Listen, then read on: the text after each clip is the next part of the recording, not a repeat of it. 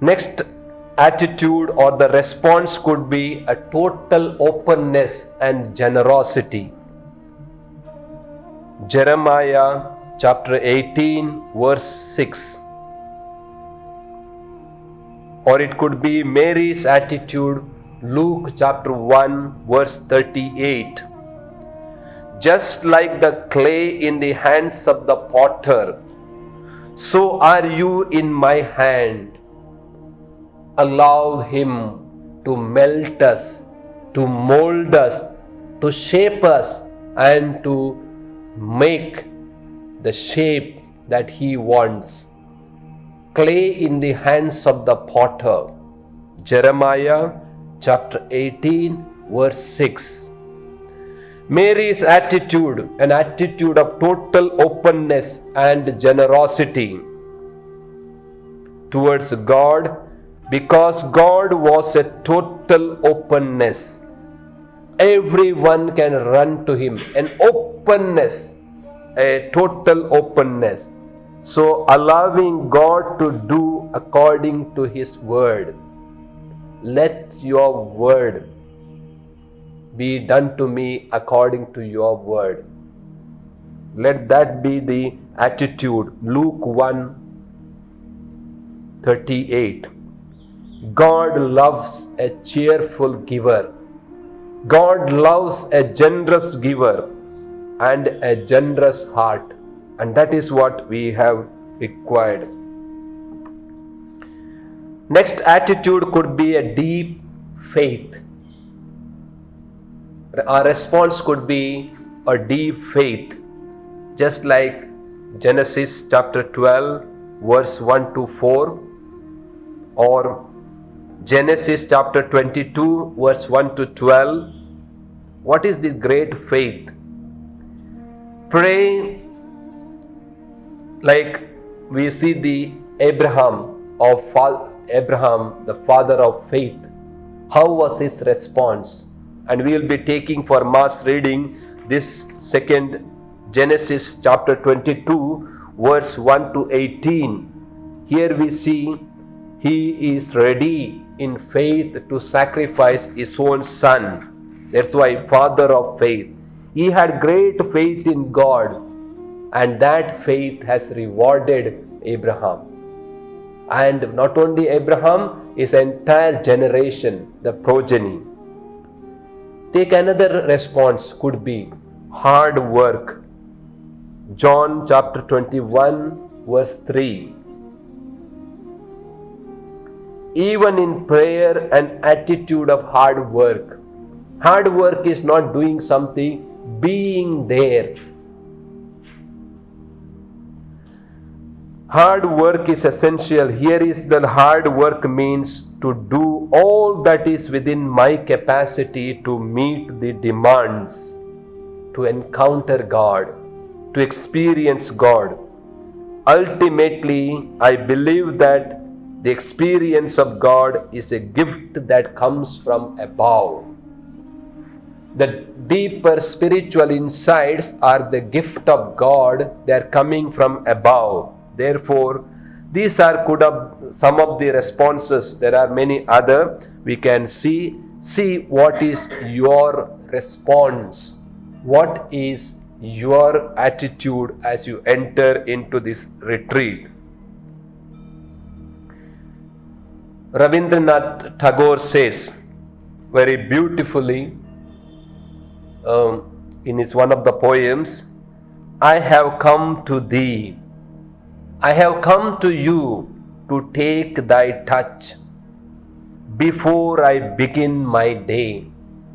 I have come to thee to take thy touch before I begin my day, before I begin my journey, the journey of love, the pilgrimage of love. And therefore, let your eyes rest upon me for a while. Let your eyes rest upon me, upon my eyes for a while. Let me take to my work the assurance of thy comradeship, your friendship, my friend. Fill my mind with your music to last through the desert of noise. Let that music of the Lord may touch or through me in the desert of noise. Let thy love's sunshine kiss the peaks of my thoughts and linger in my life's valley where the harvest ripens. So this is what our prayer is, to have or come to the Lord, to take the touch of the Lord. So as we begin this retreat, let us place ourselves to experience that invitation, the invitation that God has extended to each one of us. This retreat is a gift of God. It is an invitation for a relationship. It is an invitation that given to each one of us for a deeper relationship. And therefore, we today enter into the noble silence. A noble silence is very essential for the retreat. And this retreat is not merely an doing some activity, but it is where I came to know from this book, from the lips of the founder, on page 58. It is on December 14 to 23, 1940, the annual retreat by the founder. What he writes? He writes, a spiritual retreat is going back to the spiritual history of our past, and or at least back until the last retreat. Or it's not only needs, and he gives the means for a good retreat. These are not my words, our founder's words. Silence of the tongue. Let us tell our tongue only to sing the praises of God in silence. Silence of the tongue, of the senses. You see the depth of silence, not merely not talking. Not talking is just one aspect of it. Silence of the tongue, of the senses, of the intellect, understanding, etc. Calm exterior.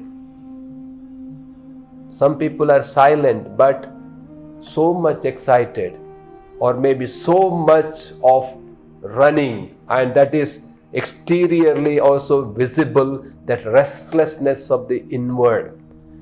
Do not entertain a single thought which does not concern your union with Jesus. How beautifully put here. Do not entertain a single thought does not concern your union with the Lord. When the lovers are together, nothing bothers them. It is only that relationship. It is that savoring and tasting of that relationship. Every moment of that relationship. And therefore, we can express this sometime, maybe hours and hours talking, just a few seconds. If there is a boring class, even 5 minutes become 5 years. It is the experience. It is not the time in seconds, minutes or hours. It is the quality of relationship. It is the depth of relationship. It is the intimacy of the relationship. And therefore, that's why that's the first point I said is means for a good retreat is silence of the tongue.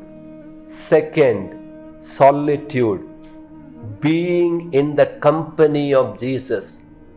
Enjoying the friendship of Jesus. Alone with God. Third thing, prayer.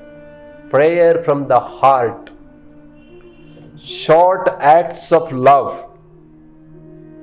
The founder laid great stress on ejaculatory prayers, which is, he said, was a principal means to foster the union with God. Then he speaks of mortification and choice of a patron. Of course, these are for help, but most important is silence and solitude, tasting and savoring the relationship, and then the fruits of good retreat is mentioned. Therefore, let us get into this mood of silence. I do not know if you have experienced Vipassana or Zen meditation. They call it a noble silence.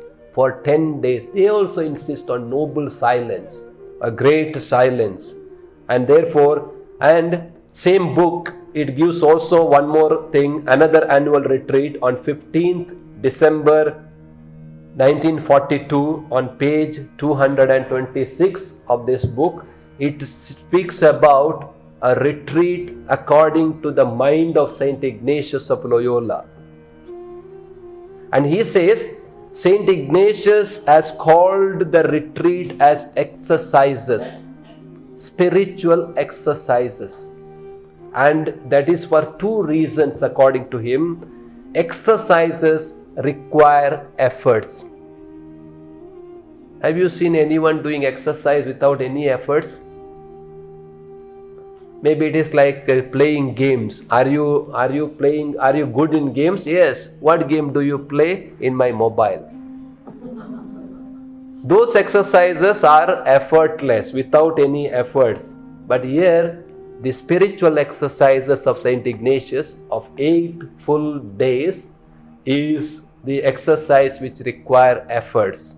If there is no effort, the effect of exercise is lost. If there is no effort, no exercise will become fruitful. Exercise requires strength. By constant exercise, we give strength. So this exercise will give strength. Strength when we become weak. Weak need not be physically, it is in mind and heart. That time, these exercise will give us the strength. So therefore, my dear sisters, let us begin our retreat. We have already begun. If there is something unfinished, we complete it and get into this noble endeavor so that we experience the real depth of the relationship. It is going to the waters, going to the new covenant, a deeper relationship. Let us spend our time today experiencing this and becoming aware of this grace.